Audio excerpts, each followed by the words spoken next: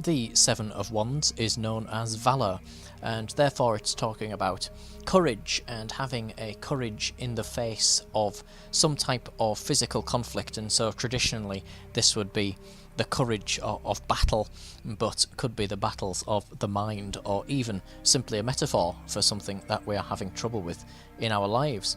And over on the Rider-Waite card we can see an interesting depiction of this, where the character appears to be set upon by the other wands, and they are holding their wand in a defensive looking position, attempting to hold their ground. And of particular interest, they are wearing two different pairs of shoes, two different styles, and this could suggest that they are unsure of which way to go. They're not sure whether they should fight back, whether they should run away, and they're at a bit of an impasse. They're having a difficulty making a decision in this split second. Which way to go? What do I do?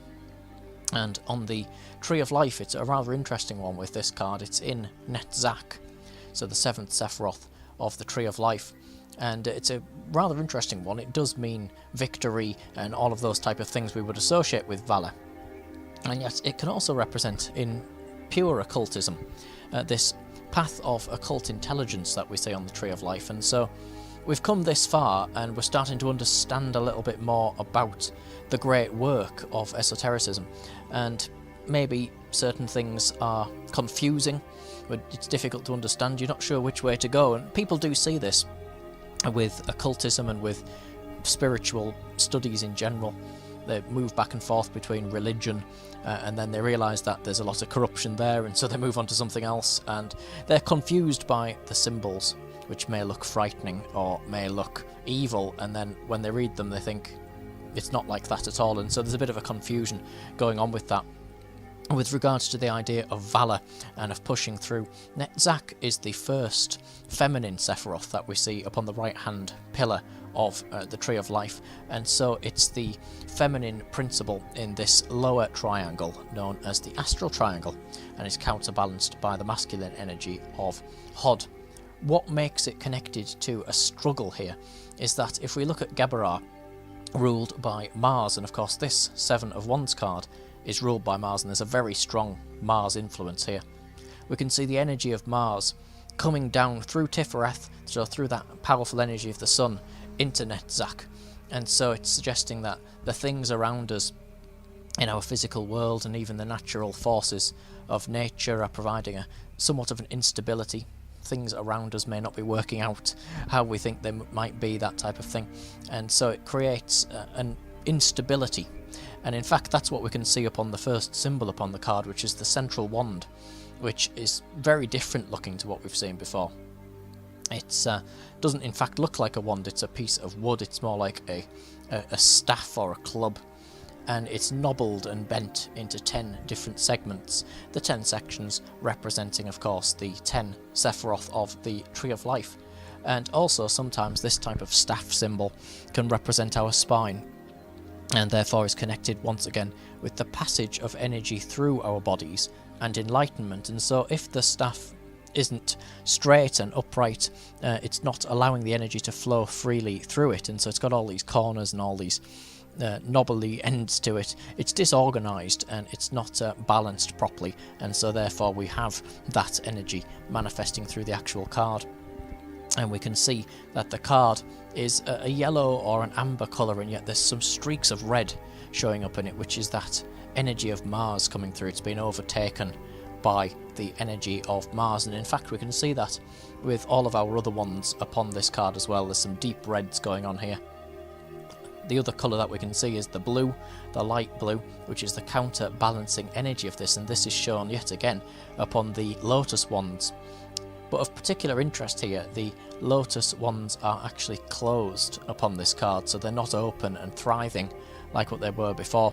They've closed down, and this is because of that energy, the goddess Isis, and the blue, which can be referencing Venus as well in this regard, that feminine energy and the nurturing and gentle energy isn't going to do very well in this environment of Mars, so this environment of conflict and of struggle and battle and so on.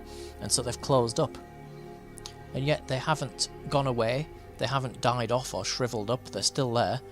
And so it's suggesting that once this energy has been sorted out and everything is back to harmony, they will open again, and a nurturing and a gentleness will be back in the world. And the fact that they're closed up as well suggests that we're going to miss that. We're going to miss that beauty of the lotus upon the water. And so we may want to end this struggle so that we can actually allow them to open back up again and enjoy the beauty once again. The phoenix-headed ones really are showing the influence of Mars upon them, so we can see this red, and they are crossed over in this element of disharmony, such as we can see with these diamond symbols, which I'll come back to in a moment. And so it's suggesting that that energy of renewal that we get with the phoenix, that rebirth, which in itself relates to progress and things being a new start, things transforming into something new, is put on hold. And we do see this with conflicts in our own lives of various definitions. Things are put on hold until the conflict is actually resolved, and so the phoenix isn't able to complete its transformation of rebirth while all this difficult circumstance is going on, and so they're kind of at a bit of an impasse. They can't move on how they would want to due to this influence. The caduceus ones have actually been moved backwards from what they were on the Six of Wands. So if we just look at the Six of Wands, those caduceus ones are very central and big in the middle of the picture, and here on the Seven they've been pushed back and they look smaller almost, they look less important. And remember, at this stage they show the winged eye of Horus, and so they're representing enlightenment, and they're representing rising above the physical world with an occult knowledge and a wisdom, and of course it's that wisdom that's going to get us out of bad situations. So the fact that they're pushed into the background here as all this chaotic and unpleasant energy takes the foreground is to suggest that for the moment our clarity and our vision through which we see the world in its true enlightened and beauteous state has been pushed backwards. We can't see out of that eye. It's been disrupted, it's been pushed away. And so just like with the lotus ones, and as I was saying, that we may long to see them open up again, and so we can see the splendour of them, we can't, because our clarity of vision has been pushed further away. And it's worth noting here that this is not talking about physical vision, it's talking about the way in which we actually perceive the world. We've heard about our third eye and so on, and this Eye of Horus symbol is talking about the energies around us, and that we can translate these things in our consciousness via half-recognised senses into an energy of which is positive or negative in simple terms, or an energy of which has that warming and nurturing aspect of the sun and the lotus blossoms are open, or one of which has a destructive influence of Mars, and so our lotus blossoms in our own hearts close up. And so it's not physical vision, it's the vision of the heart and the vision of the soul. Of particular interest here, where the wands cross over, show these diamond symbols, and emanating from the back of the diamond symbols are the flames of which we have seen up to this point on all of these wands cards, and yet here the flames are completely different to what they were on the Six of Wands. So on the Six they were really settled and they looked like candles. There was no wind blowing them around and they weren't unstable in any way, where here they're all over the place. The flames are flickering and there's spitting bits of fire out. Here, there and everywhere, which is destructive of course, and in reality could cause a fire, could cause a problem. And so what it's saying is, because we're in this state of impasse, the wands are coming together almost like what they were on the Rider-Waite. They're coming towards the character, and when they're coming together like that they can't move forward, and so there's a friction with them, there's a anger almost, which results in these flames spitting out all over and causing all sorts of trouble. And we can really see that influence of Mars here is stopping the Phoenix wands and stopping the enlightenment from carrying on upon its purpose by the fact that even the wings at the bottom here of our Phoenix wands are coloured in quite a deep red, and so they've been influenced by Mars, and so that renewal, that rebirth, not rising up and going back to the symbol in the centre, if that can represent the spine. The Kundalini, the energy, is no longer rising up to emanate from the top, of course, where the eyes of Horus are located on those wands upon the card.